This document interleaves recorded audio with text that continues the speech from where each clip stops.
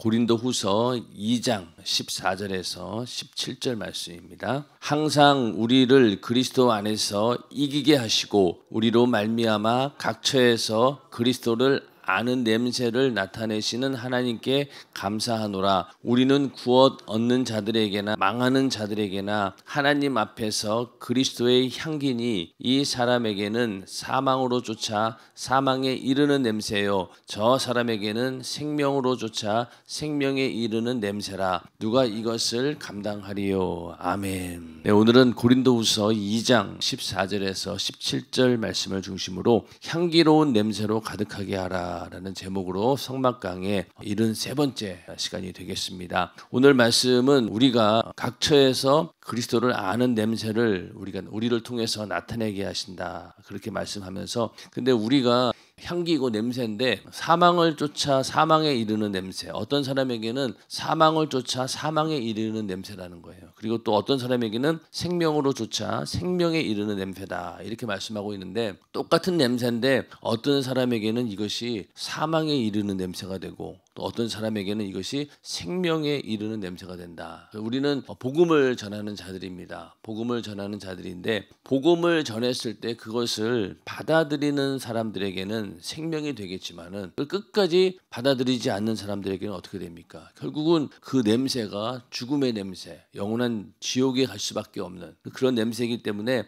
복음을 듣고 믿음으로 받아들이는 사람만이 생명이 되는 겁니다. 그래서 담임 목사님께서도 지난 주일날 설교하실 때 전도라고 하는 것이 받아들이는 사람에게는 천국이지만은 안 받아들이는 사람에게는 그냥 그것이 지옥 갈 수밖에 없는 심판이다. 그렇기 때문에 우리가 이러한 큰 권세를 가진 자들이다. 그러나 그 사람들이 사망에 이르지 못하도록 어떻게든 끝까지 우리는 설득하고 권면하고, 어떨 때는 정말로 자존심 다 내려놓고서라도 그 영혼을 붙들고 이렇게 생명에 이를 수 있도록 전도하는 것, 이게 바로 우리의 사명입니다. 그러나 그런 기회를 다 놓치게 되면은 결국 사망에 이를 수밖에 없다. 그래서 우리는 그러한 냄새를 가진 자들이다, 그런 향기를 가진 자들이다라고 말씀을 하고 있습니다.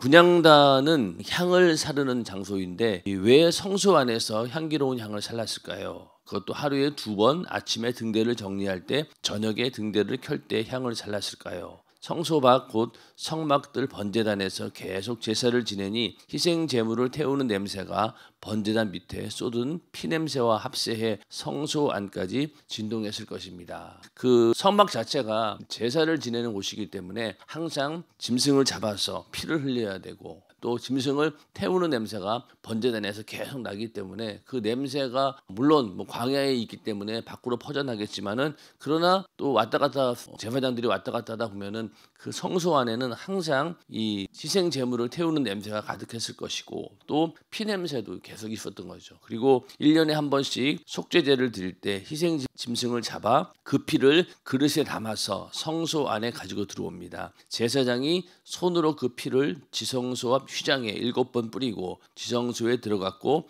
또 그 피를 분향단의 네 뿔에 발랐으니 성소 안에도 피 비린내가 진동했을 것입니다. 그러니까 성소에 딱 들어가면은 먼저는 이 피 냄새가 막 진동을 한다는 거예요. 근데 그 피 냄새가 만약에 이 향이 없으면은 어떤 냄새로 될지는 모르지만 하여튼 아주 고약한 냄새가 날 수 있기 때문에 계속 향을 피운다라고 하는 것인데, 성소에 들어가면 이렇게 피의 냄새가 가득했던 것처럼 오늘날 교회에 딱 왔을 때도 교회 안에 뭐가 있어야 된다고 했어요. 이 피의 냄새가 진동을 해야 됩니다. 그래서 찬양할 때도 예수의 피를 찬양하고, 또 강단에서 전해지는 설교도 그 가운데 예수의 피가 진동을 하고, 그렇게 해서 교회 전체가 예수의 피에 그 냄새로 막 진동하는, 영적으로 그런 상태가 되어야지만이 생명력이 넘치는 교회가 되는 겁니다. 왜? 성소가 그 일을 했기 때문에 오늘날 교회도 마찬가지로 그 일을 해야 된다. 그래서 예수의 피가 충만한 곳이 바로 교회가 되어야 되고, 또 더 나아가서는 우리도 하나님의 성령이 거하시는 거룩한 성전이기 때문에 우리에게도 항상 예수의 피가 냄새로 치면 막 진동하듯이 우리 안에 예수의 피가 있어야 된다는 겁니다. 그래야지 우리도 살아있고 우리가 원래 하나님께서 주시는 그 기능을 다 할 수 있다는 겁니다. 그렇기 때문에 이게 피냄새가 막 진동했기 때문에 성전 중간 지점에 분향단을 두고 아침 저녁으로 향을 살라 거룩한 성소에 어떤 냄새도 나지 않게 한 것입니다. 이런 것처럼 교회에서도 이렇게 아침 저녁으로 기도의 향을 잘 살라야 교회 안에 썩은 냄새, 즉 시기, 질투, 불화, 불평, 불만과 같은 것들이 사라집니다. 온 성도가 기도의 향단이 될 때 교회는 언제나 거룩한 향기로 가득 차게 됩니다. 모든 성도들이 다 기도해서 성령이 충만하면요, 이런 시기, 질투, 불화, 불평, 불만 이런 것들이 다 사라집니다. 그런데 만약에 성도들이 기도하지 않으면요, 교회가 얼마나 이 말이 많고 사람과 사람들끼리 모여서 있다 보니 시기, 질투, 불화, 불평, 불만 정말 오만 것들이 다 나온다는 거예요. 그렇기 때문에 모든 성도들이 아침 저녁으로 기도의 향을 자기가 잘 살라서 자기 스스로가 먼저 그런 냄새가 나지 않도록 나를 관리하지 않으면은, 그런 사람, 그렇지 않은 상태에서 교회에 모여 있다 보면 어떻게 시기, 질투 이런 것들이 다 나온다는 거예요. 맨날 싸우고 서로 그러다 보면은 교회가 하루도 잠잠할 날이 없는 거예요. 그리고 또 우리 인간은 아무리 기도를 해서 성령이 충만하다 하더라도 조금만 삐끗 건드리면 어떻습니까? 또 금방 내 안에 있는 육신의 근성과 후욕이 나타나기 때문에 성령 충만해도 그 정도인데, 그렇죠? 그런데 만약에 성령 충만하지 않으면 어떻게 했냐는 거예요. 우리 교회 생활, 신앙생활을 잘하기 위해서는 먼저는 내가 아침 저녁으로 기도의 향을 내가 이렇게 향을 잘 살라서 나를 기도하는 사람으로 만들고, 기도를 통해서 나를 이렇게 냄새를 제거해야지만이, 그래서 거룩한 향기가 될 때 교회가 온전해진다는 겁니다. 그래서 온 성도가 기도의 향단이 되어야 된다. 그래서 언제나 거룩한 향기로 가득 찰 수 있도록 내가 기도의 향단이 되어야 된다는 겁니다. 그래서 내가 먼저 이 안에서 아침 저녁으로 기도가 계속 끊이지 않고 있어야지만이 원래의 기능을 발휘할 수 있다. 그래서 분향단은 악취를 제거하려고 있는 것인데, 교회에서 오히려 악취를 낸다면 그는 교회의 방해꾼입니다. 그래서 말씀 들을 때마다 하나님 앞에서 잘못 산 것이 있다면 하나도 남기지 말고 회개의 기도로 없애야 합니다. 그러니까 이렇게 향기를 내도 그래도 향기를 내야 되는데, 보면은 항상 이 악취를 내는 사람들이 있다는 거예요. 교회의 방해꾼이 된다는 거죠. 근데 문제는 뭐냐면요, 이렇게 내가 악취를 내고 있다는 사실을 모른다는 게 문제예요. 이걸 다 알면 얼마나 좋겠습니까? 교회에 모여서 충성하는 사람들의 목적이 뭐예요? 그래도 나름대로 다 잘해보려고 나름대로 모여서 충성하는 거거든요. 그런데 거기에서 충성은 하는데 나는 이런 방식으로, 저 사람은 저런 방식으로 각자 생각이 막 다른 거예요. 근데 그 모든 사람들이 뭡니까? 이것이 맞다라고 생각하고, 이것이 주의 일이라고 생각하고, 하나님 뜻이라고 다 생각하는 거예요, 각자가. 그런데 분명히 거기에 분란이 있을 때는 뭔가 문제가 있다는 거예요. 그렇기 때문에 여기서 내가 악취를 내고 있는지 아니면은 정말로 좋은 향기를 내고 있는지, 그것을 내가 잘 알기 위해서라도 우리는 개인적인 기도를 아주 많이 해야 된다는 겁니다. 안 그러면은 나는 잘하고 있다, 나는 맞는 것 같은데 근데 그게 맞는 게 아닌 거죠.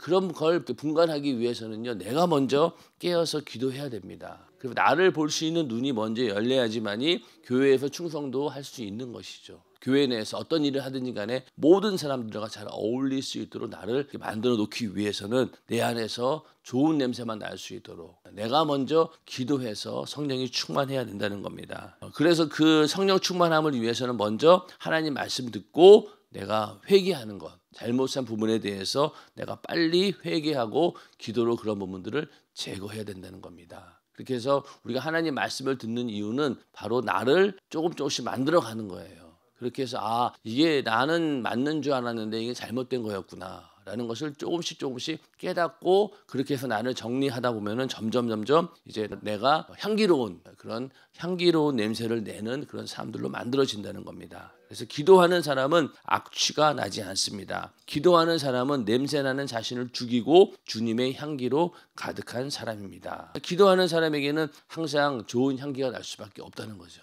그러나 오늘 말씀처럼 그것이 복음을 전할 때 받아들이는 사람에게는 그 사망에 이르는 냄새가 되고 또 그것을 받아들이는 사람에게는 생명에 이르는 냄새가 된다는 것입니다. 그래서 우리는 이렇게 교회 내에서도 그렇고 교회 밖에서도 그렇고 항상 생명에 이르게 하는 그런 냄새가 되기를, 그런 그리스도의 향기를 내는 성도가 되기를 주님의 이름으로 축원합니다. 성소한 분향단에서 매일 하루 2차례씩 끊임없이 향을 사는 것이 기능적인 면에서 제사로 말미암은 냄새를 없앨 목적이 있었다면, 영적인 면에서는 성도가 매일 아침 저녁 끊이지 않고 계속 기도하여 거룩해져야 한다는 의미를 담고 있습니다. 누구든지 기도하지 않고는 신앙생활을 잘할 수 없습니다. 하나님은 지극히 거룩하신 분입니다. 하나님께서 흠양하시는 향을 사는 분향단도 거룩한 곳입니다. 성경은 누구든지 하나님의 성전을 더럽히면 하나님이 그 사람을 멸하시리라. 하나님의 성전은 거룩하니 너희도 그러하니라고 했습니다. 이처럼 하나님이 거룩하시기에 우리도 거룩해야 합니다. 그 하나님의 성전을 더럽히면은 하나님이 그 사람을 멸하신다라고 했어요. 이 성전을 더럽힌다는 것이 우리가 뭐 휴지를 버리거나 물론 그런 것도 더럽히는 거지만은 아까 말씀드린 것처럼 내가 나쁜 냄새가 돼가지고 악취가 돼가지고 교회 안에 분란을 일으키고 또 나로 인해서 사람들이 상처를 받고 시험을 받고 그런다라고 하면은 내가 바로 하나님의 성전을 더럽히는 그런 존재가 된다는 거예요. 이게 얼마나 이게 무서운 일입니까? 그래서 이 부분은 또 어떤 부분이냐면은 우리가 하나님의 성전이지만은 누구를 모시는 성전입니까? 우리는 성령을 모시는 성령의 전이에요. 예수님은 우리가 함부로 막 욕을 하건 또 핍박을 하건 간에 어떻게든 우리를 용서해주고 우리의 죄를 사해주기 위해 오신 분이지만은 성령은 그런 분이 아니셔요. 성령은 우리를 사용하시기 위해서 쓰시기 위해서 오신 하나님이시잖아요. 성령도. 그러니까 우리가 예수님은 우리의 죄를 대신 사해 주시고 용서해 주기 위해서 속죄를 위해서 오신 분이지만은 성령은 우리를 쓰기 위해서 그러기 위해서 오신 분이에요. 상황이 다른 겁니다. 그런데 거기에서 만약에 내가 성전을 더럽힌다라고 하는 것은 성령의 역사를 내가 방해하고 회방하고 거역하고 불순종하는 그런 일이 되는 거예요. 그렇기 때문에 교회에 와서 우리가 충성할 때 정말로 그런 생각을 가지고 충성을 해야 되는 것이지 그냥 뭐 내가 하고 싶은 대로 다 했다가는요 이렇게 성전을 더럽히는 사람이 된다는 거예요. 그럼 그 사람은 어떻게 한다는 거예요? 멸하신다는 거죠. 그렇기 때문에 항상 우리는 내가 이 성전을 더럽히는 존재가 되어서는 안 된다. 그걸 잘 생각하셔야 됩니다. 그런데 분명한 건 뭐냐면요. 이게 잘 생각하셔야 돼요. 이게 나는 분명히 맞다라고 생각하는 것이 안 맞는 경우가 많아요. 그리고 우리는 모든 그 초점을 어디에 두어야 되냐면요. 영혼을 살리느냐 죽이느냐의 문제를 놓고 생각하셔야 돼요. 여러분들이 그렇게 생각하셔야 됩니다. 영혼을 살리기 위해서 그것이 목적이 되다 보면은 모든 게 그렇게 흘러가야 되는 거예요. 일단은. 안 그러고 만약에 아무리 하나님 말씀이 있고 또 그 말씀이 만약에 그 사람이 받아들이지 못하고 오히려 그 말씀으로 인해서 시험 든다라고 하면은 우리는 그 말씀을 내가 어떻게 전했는가에 대해서 돌이켜 봐야 된다는 거예요.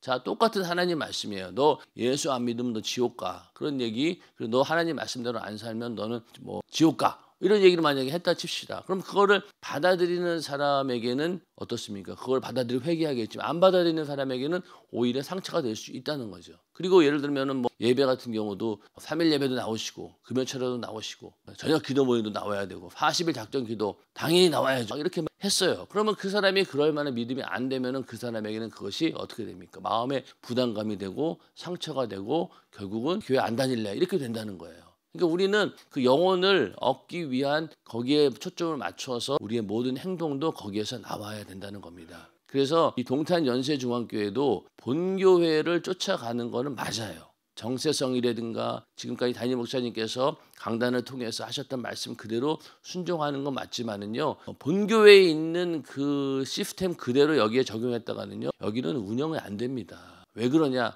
일단은 구성원이 달라요. 자, 여기 지금 동탄 연세중학교에 있는 성도들의 그 인원하고 서울에 있는 교회 인원하고 똑같습니까? 교회에 있는 궁동성전에 있는 궁동교회에 있는 사람 10,000명 가운데서 10명을 뽑아서 쓰는 일이 있다고 칩시다. 그러면은 10,000명 중에서 10명 뽑아가지고 그 일을 할 때 얼마나 그 가운데서 믿음 좋은 사람들, 확실한 사람들을 뽑아 쓰겠냐고요. 그러니까 잘 돌아가는 거예요. 근데 여기서 만약에 우리 동탄 연세중학교에서 10명을 뽑으라고 하면은요, 똑같은 퀄리티가 나오겠냐고요. 안 나와요. 왜? 인원수가 적으니까. 그러나 궁동성전에는 워낙 많은 성도들이 있기 때문에 10,000명 중에서 10명 뽑았을 때 정말로 충성스러운 일꾼들이 나와요. 그런데 여기는 어때요? 그렇지 않잖아요. 인원수가 적으니까. 그래서 동탄연세중앙교회가 본교처럼 되려면은요, 우리도 그 정도의 여기에 규모에 맞는 숫자가 돼야지만이 그런 일꾼이 생기고 그렇게 돌아갈 수 있는 거예요. 그 전까지는 어떻게 해야 되느냐? 어떻게든 우리는 영혼을 살려서 한 명이라도 더 사람들 데려와서 은혜 받게 해서 일단은 앉혀놓고 부흥될 수 있도록 그렇게 만들어 놓는 게 우리의 일인 겁니다. 안 그러고 그냥 본교 시스템 그대로 하면은요, 여기서 제대로 할 수 있는 사람들이 없어요. 그러니까 우리가 정말로 꼭 필요한 것들, 이것은 교회의 정체성과 직결된 문제다라고 하는 거에 대해서는 우리가 철저히 따라야 됩니다. 그러나 그렇지 않고 다른 부분에 있어서는요, 우리가 어떻게든 동탄연세중앙교회가 부흥되어야 된다는 거예요. 본교에서 다 해주기를 바라면서 본교에 해줄 수 없는 게 있다고 했잖아요. 그게 뭐라고 했어요? 전도는 못 해줘요. 그렇죠? 전도는 본교에서 지원이 안 돼요. 그것까지 되면 얼마나 좋겠습니까? 예? 그렇죠? 여기서 다 자세히 해가지고 어떻게든 부흥을 시켜서 교회를 이렇게 이끌어 가야 된다는 겁니다. 그러려면은 우리는 먼저는 지금은 많은 사람들을 전도해서 이렇게 부흥시켜서 모아야 되는 거예요. 그랬을 때 필요한 일꾼들도 생겨나는 것이고 또 우리가 원하는 대로 이런저런 사업도 마음껏 추진할 수 있는 것이지, 그게 안 되면은 아무것도 안 됩니다. 그렇기 때문에 우리가 내가 하고 있는 일들을 잘 보면서 맡겨진 영혼들을 잘 살펴보셔요. 그리고 내가 무조건 맞다라고 생각해서는 안 되는 거예요. 분명히 나는 맞지만은 저 사람은 맞지 않아요. 그거를 잘 면밀히 보면서 한 영혼이라도 상처받거나 시험 들어서 떠나가지 않고 어떻게든 붙들어 놔야 됩니다. 그래서 처음에는 그것을 붙들어 놓기 위해서 애를 썼지만은 그 사람이 나중에 이제 깨닫게 되고 점점 믿음이 성장하게 되면은요, 이제는 그 단계를 벗어나요. 그때까지만이라도 우리는 기다려줘야 된다는 거예요. 자, 여러분들 전도해가지고 교회까지 와서 예배하는 자리에 앉힐 때까지 여러분들 어떤 수고를 하셔요? 갖은 수단과 방법을 동원해가지고 어떻게든 일단은 먼저 교회에 데려오는 게 목적이잖아요. 그러면 데려왔으면은 그 다음도 마찬가지입니다. 이 사람이 우리 교회에 잘 정착할 때까지는요, 끝까지 우리는 인내함으로 사랑으로 섬기지 않고는 그게 안 되잖아요. 그런 수고가 우리에게 있어야 되는 것이지, 오히려 본교회 같은 경우는 어떤 경우에는 사람들을 섬기는 것도 있겠지만 통제의 기능도 많아요. 왜? 워낙 많은 성도들이 움직이다 보니까 통제의 기능이 우선이에요. 어떤 면에서는. 그러니까 질서를 위해서 심한 얘기도 하고, 그러다 보면은 또 그 가운데 그 말로 인해서 마음의 상처를 받는 사람도 있긴 해요. 그러나 본교회는 어쩔 수 없어요. 워낙 많은 인원들이 모이기 때문에. 그러나 동탄연세중앙교회는 아직은 그렇지 않아요. 예배 앉는 자리에 누가 뭐라고 합니까? 마음 놓고 하면 앉잖아요. 근데 본교는 그렇지 않아요. 딱딱딱 옆에 다 앉아야 되고, 기도할 때도 다 붙어가지고 이렇게 사람 수 채워가지고 앉아야 돼요. 그러면 또 만약에 지금 여기 그렇게 해보세요. 어떻게 할 거예요? 아마 사람들 다 입이 이만큼 나와가지고 말은 안 하고 그럴걸요 아마. 그러니까 그런 거를 우리는 잘 알고 여러분들이 대처를 하셔야 됩니다. 안 그러면은요, 그냥 성도들은 그냥 떠나가요. 왜? 기업에서도 그런 얘기 하잖아요. 차라리 불만을 토로하는 고객은 충성 고객이에요. 그 사람은. 이렇게 개선해야 됩니다라고 회사에다 건의해 주는 사람은 그나마 감사한 사람인데, 대부분 90% 이상은 어떻습니까? 아무 말 없이 그냥 거래를 끊어버리고 안 와요. 그렇잖아요. 여러분도 그러지 않겠어요? 여러분도 만약에 마음에 안 들어, 서비스가 마음에 안 들면은 어떤 사람은 막 전화 걸어가지고 항의한 사람도 있지만은 대부분의 사람들은 어떻습니까? 거기 제품 안 사면 그만이지. 이러고 그냥 획 돌아선다고요. 교회도 마찬가지입니다. 내가 불만이 있어요. 내가 상처받고 시험 들었어요. 거기에 대해서 얘기해 주는 사람도 있지만 얘기 안 해주는 사람이 90% 이상이에요. 그러면 그걸 우리가 어떻게 할 거예요? 그러면 무슨 일 때문에 저 사람이 시험 들었을까? 그러나 가만히 보면 뭔가 이유가 있다는 거죠. 그렇기 때문에 그런 사람들의 마음을 잡기 위해서는 우리가 사전에 알아채리지 않고는 절대로 할 수가 없다는 거죠. 기업도 그런데 영혼을 살리는 교회는 그보다도 더 예민하게 우리가 관심을 가지고 섬겨야 된다는 겁니다. 이제 총력 전도 주일 때 많은 분들이 오게 되고, 또 지금도 새가족들이 계속 올 때 우리는 항상 그런 마음을 가지고 대해야 된다는 거예요. 담임 목사님께서도 늘 하는 얘기가 이거였어요. 제발 그 사람 수준에 맞춰서 그 사람이 권면을 해라. 이제 겨우 주일날 2부 예배밖에 못 나온 사람한테 3일 예배 나오라고 그러고 금요철에 나오라고 그러고 새벽 예배까지 나오라고 그러면은 그분이 할 수 있겠냐고요. 못해요, 현실적으로. 그러나 그 사람 입장에서는 당연한 말인데 왜 하나님 말씀대로 살아야 되고 죽도록 충성하라고 했으니까 하나님 말씀이니까 내가 전하는 게 옳지 않겠습니까? 물론 옳아요. 그러나 그 사람이 그걸 받아들이지 못했다라고 하면 오늘 그 말씀처럼 그 사람은 그것이 그냥 독이 되는 거예요. 그래서 성전을 더럽히는 자가 돼서는 안 된다. 그 범위가 굉장히 다양하다는 사실을 알아야 되고 내가 직분을 맡고 있으면 있을수록 이런 위험이 더 커질 수 있다는 거죠. 차라리 직분 안 맡고 그냥 나 혼자 예배 드리는 사람에게는 이런 걱정이 뭐 할 게 뭐 있겠어요. 그러나 일단은 우리가 하나님의 섭리 안에 뛰어들었고 또 이 성전 안에서 교회 안에서 충성한다라고 하면은 그런 위험 부담을 가지고라도 우리는 하늘의 상급과 내 영혼의 때를 위해서 우리는 충성을 하는 거예요. 그러나 분명한 위험은 있어요. 그러나 그것만 잘 극복하면은 우리는 더 성장할 수 있다는 겁니다. 그래서 우리가 성전을 더럽히는 자가 돼서는 안 된다. 하나님이 거룩하시기에 우리도 거룩해야 합니다. 기도하는 사람은 매일 예수의 피로 죄를 깨끗이 회개하기 때문에 거룩합니다. 기도의 시작은 회개입니다. 예수의 피로 말미암은 거룩함이 있기에 우리의 기도에 하나님이 개입하실 수 있습니다. 그러니까 우리가 회개라고 하는 것을요, 그냥 내가 뭐 눈에 보이는 도덕적 윤리적인 그런 죄, 또 하나님 말씀에 직접적으로 있는 그런 죄도 있지만은요, 아까 말씀드린 것처럼 나도 잘 모르고 분간할 수 없는 그런 죄를 잘 발견하셔야 되는 거예요. 그게 중요합니다. 그래서 내가 점점 신앙이 성장하면서 이런 것들을 계속 보고 하나하나씩 나를 찾아내서 만들어내는 게 정말로 중요한 거예요. 이거는 분명히 하나님 말씀의 죄다. 이런 것들은 대부분 좀만 말씀만 알면 다 알 수 있어요. 그러나 아까처럼 사람과 사람과의 문제에서 관계에서 내가 그 사람에게 상처를 주고 있나 아니나 이런 거에 대해서는요, 정말로 나를 면밀히 보지 않고는 모릅니다. 부부관계도 그렇잖아요. 매일 그렇게 같이 살면서도 서로를 모르는 게 부부예요. 그러니까 남자는 남자대로 여자는 여자대로 자기 생각대로 막 주장하다 보면 맨날 싸웁니다. 그런데 조금만 상대방의 그 심정을 이해하고 그걸 알게 되면은 조심스럽게 다가가면 그때부터는 분란이 적어지는 거죠. 근데 대부분 보면은 남자는 그냥 자기 주장대로 그냥 가버리고 여자는 또 여자 주장대로 가버리고, 그러니까 항상 접촉점이 없는 거예요. 그러나 그 가운데서 서로 조금만 양보하면은 충분히 평화롭게 살 수 있는데 그걸 안 하는 거지. 그러다 보니까 항상 불화가 생깁니다. 그런 것처럼 교회도 마찬가지예요. 그런 부분들을 우리가 잘 생각하고 빨리빨리 찾아내서 회개할 건 회개하고 고칠 건 고치고, 그러다 보면은 맡고 있는 기관에 분란이 없고 항상 즐거운 일만 있고 서로 화합하고 그런 일들이 생긴다는 것이죠.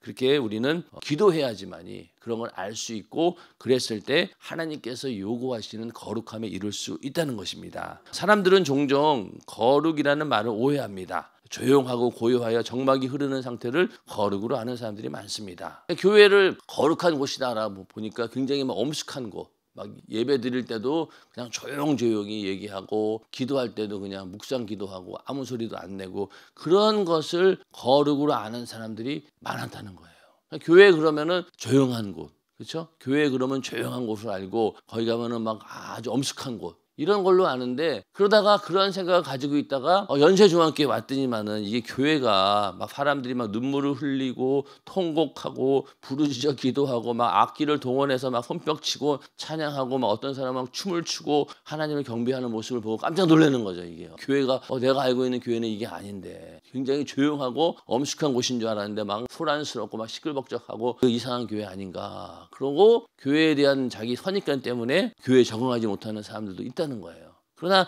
하나님이 말하는 거룩은 그게 아니라는 거죠. 그게 거룩이 아니라 우리는 어떤 단어든 간에 하나님과의 관계 속에서 우리는 그 의미를 찾아야 된다는 거죠. 거룩도 하나님께서 우리를 거룩하게 여기시는 그 거룩이 있어야 된다는데 그건 뭘까요? 바로 내 안에 있는 예수의 피, 내가 예수의 피로 속죄함 받은 것, 그것이 거룩함 그 자체예요. 거룩함이 그거예요. 그러니까 내 안에 예수의 피가 있다라고 하는 그 사실이 바로 하나님께서 인정하시는 거룩이라는 거죠. 그래서 얼핏 보기에 거룩하지 못하고 경건치 못한 행위들로 생각할 수 있지만, 이렇게 할 때 하나님께서 나의 일에 개입하시고 관심을 두신다면 그것이 거룩하다는 증거입니다. 하나님을 기쁘시게 하는 것, 그것이 바로 거룩이라는 거예요.